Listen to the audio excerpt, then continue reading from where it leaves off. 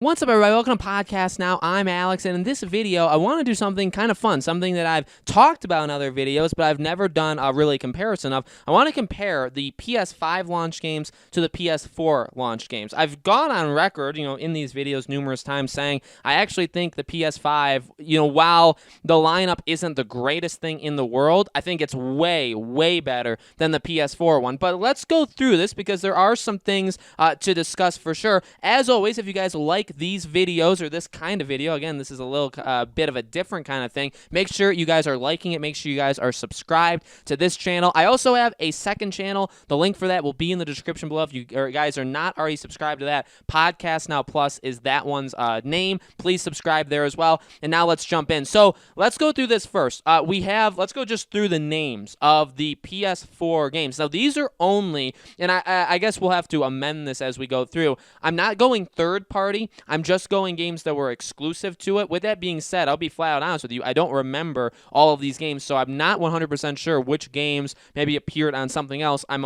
obviously way more up to date with the ones on PS5. But let's go through this. We had Flower, Killzone Shadowfall, Knack, Resogun, Sound Shapes, Escape Plan, Flow, Contrast, Pinball Arcade, Super Motherload, and Warframe. Now, a lot of those actually had already come out. A lot of those were not new games. The biggest ones you could probably argue were Killzone Shadowfall, Knack. Resogun to me was easily the best game on PlayStation for quite a while. Almost, I would say, like a year. And I'm counting, by the way, third-party games. You could think of me however you want to think of me, but I adored, like no other. I adored Resogun. I got the platinum in that game twice, actually, on the PS4 and on the PS Vita. I love that game to death.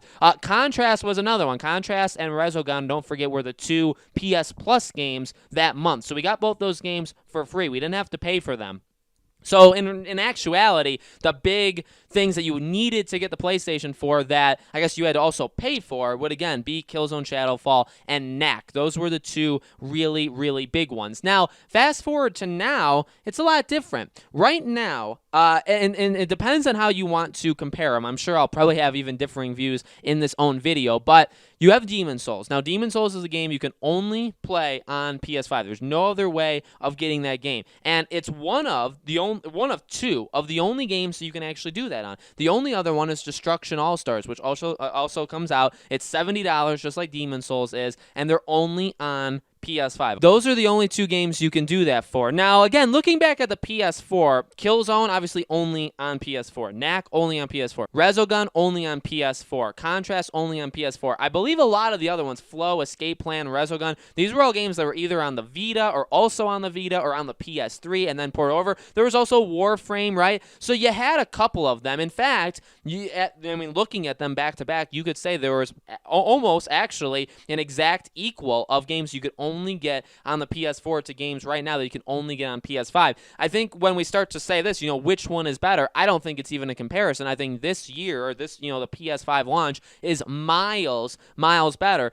Obviously, hindsight's 2020, and we can't. The fun thing about this video is, we're talking about these games. We haven't played them yet. These games could actually be complete garbage. But with that being said, Destruction All Stars, definitely the jury is still out on because we really don't know how that game's going to be. But Demon's Souls, we've already played Demon's Souls. This is just a remake of it, and from the best remake studio on the planet. So I really don't see how Demon's Souls is a bad game. You look at Killzone. Killzone was a solid game back then. It was more of a tech demo. It was more of let's show you what the PS4 can actually do, and show us they did. They absolutely did. It was a really, really beautiful game, a game that I would say still, maybe not right now, but for the first, I'd say 3, 4, 5 years, it did, it still definitely held up. It absolutely held up, and again, it basically showed off what the PlayStation could do. Now, I know sometimes I get in trouble when I say those things. I think like even Infamous Second Son was more of like a tech demo than it was a real game, but that's just because I didn't really like Infamous Second Son all that much. Knack, again, if you want to talk about a game that was made just to show pixels and stuff like that, which you could argue Resogun was as well, but Housemarque just, again, knocked it out of the park with that one. Ironically, here's the deal. Resogun could be the best game of this entire batch. In fact, for PS4, I'm willing to say Resogun is by a mile the best game. For PS5, again, Demon's Souls and Destruction All-Stars. Now, okay, it's not necessarily being fair, because you could say, well, Alex, even in the thumbnail, Miles Morales is there. Okay, Miles is there, and we can count that, just like we can count some of these other games on the PS4 launch, But again, it's also on PS4. It's not just on PS5. You can count it, and you could say, something like this wasn't necessarily shown at their, they didn't have this at the time for PS4. So that's absolutely one. You can't, take that away from it. There's Sackboy. That game looks very, very fun, very, very different. Again, on both consoles, so that maybe diminishes its value a little bit. But again, there was no Sackboy kind of I wouldn't even say there was a Sackboy equivalent. To be quite honest with you, Sackboy in terms of like quality, that game I would list probably third or fourth. That game is, I would say, a higher potential to be good over Killzone and Knack back then. You also have Godfall. Now, Godfall is, in terms of, this is where it gets really confusing, right? Because we have to count PS4 to PS5 games. Godfall is a PC and PS5 game. So technically, console-wise, Godfall falls in the same category as Demon's Souls and Destruction All-Stars, so you can only play it on PS5. But for the PC, you can play it on PC. So does that take away from it? I would argue yes. I know a lot of people would probably argue no, though, and that's a big game. Again, granted, that's a really big game. Honestly, for Godfall, in terms of where I see that game, I put in the same category as like a Killzone Shadowfall. I would say that completely evens, Killzone out. I would then go on to say like Sackboy and games like that. I mean, Sackboy and Destruction All-Stars, I think, would take out games like Knack, okay? And again, the rest of these games, they're smaller. They're games that were already out. They're really good. I mean, Sound Shapes is a masterpiece, okay? I actually platinum Sound Shapes. I love that game to death. Flower, amazing, amazing game. Even Escape Plan and Flow. I mean, those are really special games. I actually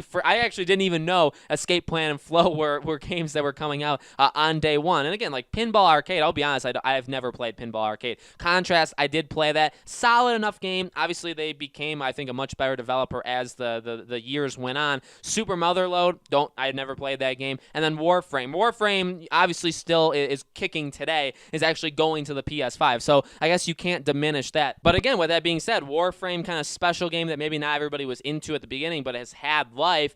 Right now, is there a game like that for the PS5? I would argue, actually, no. But, again, there's other games that maybe, like a Destruction All-Stars, that game could come out, and it could just be this incredible thing that nobody's really, nobody's talking about now, but maybe they will later. Another example, too, is the game like the Pathless. The Pathless, maybe I could argue, is the Resogun / Contrast of this generation, where it's an indie game, smaller game, very Journey kind of feel to it, but a little bit faster pace, right? We've talked about that game before. I'm really excited for it. It's not a full price game, but it's not free. In fact, right now, there's no free games we know for PS5, which you could say, well, I mean, they don't have to give away free games. Well, some of the big, actually, again, Resogun was my favorite game for like a year on PS4, not just exclusive, but in general, and that game was free. They just gave that game to us. So, no game right now, I could say, is necessarily comparable to Resogun, but, again, this is what I've talked about for a long time. I really don't think there's any comparison. I don't think this launch of the PS5 is as good as it could be. I think Ratchet and Clank, obviously, if that could have found a way to come out in November, would be amazing. We've heard rumors of the Silent Hill game, and there were rumors that game was going to be a launch game, but now it seems like it's like a late 2021 game. I mean, that would have been incredible, okay? You have a lot of games. There's the rumored Metal Gear remake, right? That would be maybe one of those games, by the way, ends up happening. Maybe they're still holding that, close to their chest to kind of one-up Microsoft. Those games are all massive. Kenna Bridge of Spirits was supposed to be a console exclusive, but got delayed into the spring, so now we can't play that for a little while. That would have been, I would say, exactly even with a Resogun Contrast kind of thing. That would have evened that one out. So it could have been even better. But I would say, even just looking at these two lists, I mean, there's really no way of saying it other than the PS5 is going to, it's so much better now. Way. Now, again, it doesn't count the third-party games. I mean, that year was kind of big, right? Assassin's Creed Black Flag, Call of Duty Ghosts, Battlefield 4 was that year, which was one of the better Battlefield games ever. So it got helped out. It got helped out, definitely. Actually, I would argue got saved by a lot of the third-party games, which I did get a lot of those third-party games. This year, though, same thing. Assassin's Creed, Cyberpunk, Watch Dogs, all Call of Duty, all these games, they can really help out. So I'm pumped for this launch. Talking about these games makes me more and more pumped every time I do it. I think this launch is massively, massively better. Let me know what you guys think. Let me know if you guys want me to do this for Microsoft. Microsoft's tougher because there's really, and I don't want to diss them, but in all actuality, there's pretty much nothing coming to Microsoft or Xbox Series X and S that's exclusive to that console at launch. So it's hard to do these videos I know people will ask me, you don't do it on Microsoft. It's very hard to do this kind of thing for Microsoft because it would be like a Godfall situation for a lot of the games, and then there's just not a lot in general. And I'm not saying that because I'm anti-Xbox. I'm actually getting one early next year. It's just because that's the situation, okay? So let me know what you guys think in the comments below. How do you think it plays out? Do you think this time is better around than the PS4? Let me know. Again, like I said in the beginning, make sure you guys are subscribed, have the bell icon turned on, subscribe to my second channel, Podcast Now Plus, and I will see you all on the next video.